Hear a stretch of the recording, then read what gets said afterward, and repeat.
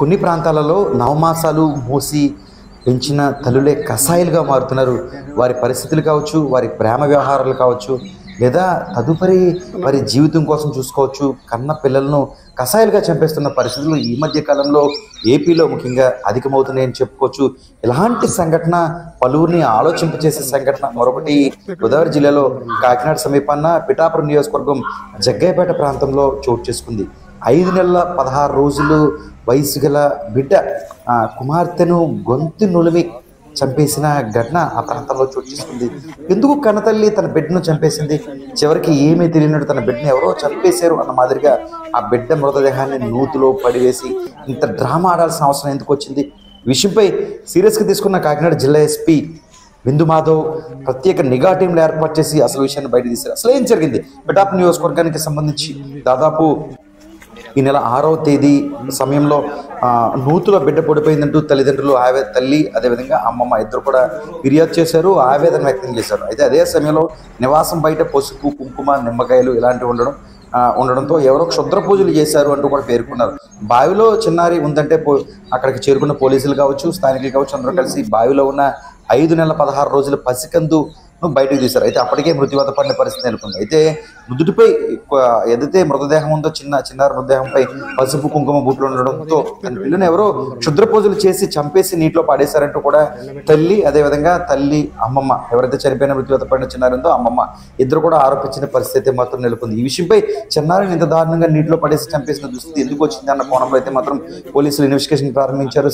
Pithapuram circle ఇన్స్పెక్టర్తో పాటు divisional పోలీసులు ముఖ్యంగా ఈ విషయంపై కాకినాడ జిల్లా ఎస్పీ బిందు మాధవ్ కూడా పూర్తి స్థాయిలో విషయంపై సీరియస్ గా యాక్షన్ తీసుకున్నారు. దీంతో క్రూసీ టీం అదేవిధంగా డాగ్ స్క్వాడ్ అంతా కూడా రంగ ప్రవేశం చేసింది. నిజానికి పోలీసులు ఇన్వెస్టిగేషన్ లో మత్తిపోయే విషయాలు తెలిసాయి.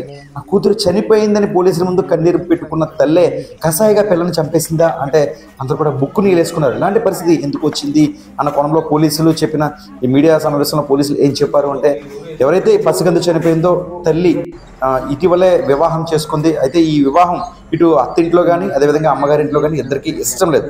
అమ్మాయి పుట్టిన తర్వాత భార్యను ఎవరైతే పసిగందు చనిపోయిందో తల్లిని భర్త తీసుకువెళ్లేందుకు రాని పరిస్థితి నెలకొంది. ఇలాంటి తరుణంలో ఈ వివాహాన్ని తెగదెంపుడు చేసి మరొక వివాహం చేద్దామని చెప్పి ఆ ఇంట్లో పెద్దలు ముఖ్యంగా వాళ్ళ అమ్మమ్మ ఈ విషయాన్ని నిర్ధారించడంతో ఇద్దరూ కలిసి ఈ చిన్నారిని పేక నులిమి చంపి నూతిలో పడేసి ఏం తెలియనట్టు ఈ విధంగా వ్యవహరించినట్లుగైతే తెలియజేశారు. ఏది ఏమైనా భూమిపై వచ్చిన ఆ చిన్నారిని ఇంత దారుణంగా పసిగందును చంపేస్తారా అంటూ కూడా సభ్య సమాజంలో పలువురు కూడా ప్రశ్నిస్తున్న పరిస్థితి మాత్రం నెలకొంది. నిజానికి ముందు తెలియదా సమాజంలో ప్రేమ వివాహం చేసుకుంటే సమస్యలు వస్తాయని, పెద్దలు అంగీకరించకపోతే వివాహం చేసుకోకూడదని, ఇవన్నీ కూడా దృష్టిలో పెట్టుకుని ప్రేమ వివాహం కానీ లేకపోతే ఇష్టపడి చేసుకునే వివాహం కానీ ఖచ్చితంగా ఇద్దరు కలిపి కాపురం చేయాలి. లేదంటే వీళ్ళిద్దరు కాపురానికి కానీ వీళ్ళిద్దరు ప్రేమకు కానీ అపంశకం తెలియని చిన్నారైతే మాత్రం ఈరోజు బలైపోయిన పరిస్థితి నెలకొంది. ప్రాణం బలవంతంగా తీసి నూతిలో పడేసి ఏం తెలియనట్టుగా నటించిన పరిస్థితి నెలకొంది. ఈ విషయంపై పోలీసులు ఈ విషయాన్ని బయటకు వెల్లడించారు. ఇద్దరిపై కూడా కేసులు నమోదు చేసిన పరిస్థితి మాత్రం నెలకొంది. ఏది ఏమైనా ఈ మధ్య కాలంలో తల్లిదండ్రులు చేస్తున్న పొరపాట్లు సమస్యల నేపథ్యంలో పిల్లలను చంపేస్తున్న ఘటనలు ఎక్కువవుతున్నాయి. గత నెల రోజుల కిందట కాకినాడలో ఒక తండ్రి ఇద్దరు పిల్లల్ని కూడా ఈ సభ్య సమాజంలో పిల్లలు ఎదగలేరు అన్న భావంతో బకెట్లో బొరపెట్టి చంపేసిన ఘటన మరొక ముందే, భాగ్యనగరంలో మరొక ఘటన మరొక ముందే, మరలా పిఠాపురం ఇలాంటి చిన్న పిల్లను 6 నెలలు అంటే 5 నెలల 16 రోజుల పిల్లను ఈ విధంగా గొంతు నలిపి చంపేయడం అనేది తీవ్రంగా కలిచివేసింది.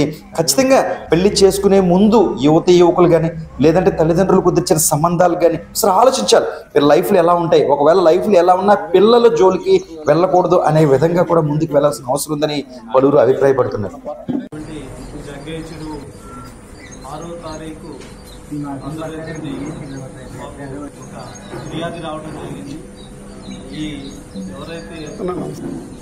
యశ్వంత్ అనేటువంటి పాప 5 నెలల 14 రోజులు బావిలో పడేసి హత్య చేశారనేటువంటి ఫిర్యాదు మా జిల్లా ఎస్పీ గారు అనేటువంటి అలాగే ఏఎస్పీ గారు ప్రకారంగా 3 బృందాలు ఏర్పడి త్వరితగతిలో ఏమి జరిగింది, ఏంటి ఎంత ఎలా జరిగింది అనేటువంటి ఇన్వెస్టిగేషన్ ప్రారంభించడం జరిగింది.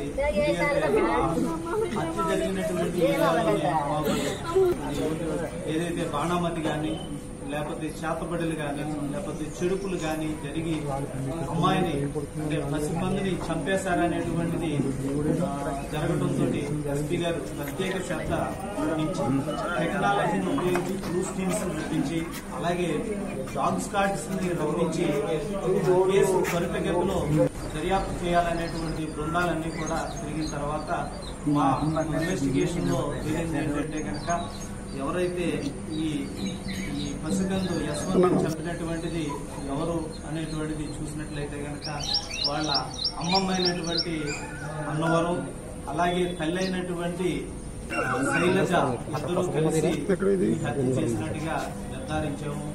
దీన్ని చేయడానికి కారణం ఏంటంటే ఈ శైలజ నరసింగపురానికి చెందినటువంటి ఫస్ట్ లేడీ సతీష్ అనేటువంటి ఒక అబ్బాయిని ప్రేమ వివాహం చేసుకున్నాం. ఈ ప్రేమ వివాహం చేసుకున్నప్పుడు పేద తల్లిదండ్రులు కానీ ఆడపిల్లల తల్లిదండ్రులు కానీ ఇష్టం లేదు. 2004లోనే చేసుకున్న తర్వాత అప్పటి నుంచి కూడా వీళ్ళ కులాంతర వివాహము, ఇద్దరికి మనస్పర్ధలు రావటము, తర్వాత ఈ పాప పుట్టడము, పాప పుట్టిన తర్వాత కూడా ఎవరైతే భర్త ఇంటికి రాకపోవటము అనేటువంటి పెళ్ళైన తర్వాత కూడా భర్త ఇంటికి తీసుకుని వెళ్ళలేదనేటువంటి ముద్దాయి అయినటువంటి శైలజ. తర్వాత ఈ ముద్దాయి శైలజ తల్లి అన్నవరం కూడా ఈ పాపని మనిద్దరం కలిసి చంపేసినట్లయితే కనుక నీకు మళ్ళీ ఒక మ్యారేజ్ చేస్తామనేటువంటి వీళ్ళిద్దరూ ఒక ఆలోచించుకుని అందరూ ఇంట్లో పడుకున్న తర్వాత అర్ధరాత్రి కాడ అంటే 6వ తారీఖు నైటు తెల్లవారికి 7వ తారీఖు సుమారు 2 గంటల ప్రాంతంలోని గొంతు నులిమి చంపేసి ఆ పక్కన ఉన్నటువంటి బావిలో పడేసినట్టుగా మా దర్యాప్తులో తేలటం జరిగింది. దీన్ని పురస్కరించుకుని ముద్దాయిల్ని మేము ఇద్దరిని కూడా అరెస్ట్ చేశాము. ఈ కేసులో అరెస్ట్ చేసిన తర్వాత రిమాండ్ జ్యుడిషియల్ కస్టడీకి ఈ కేసులో కూడా ఇంకా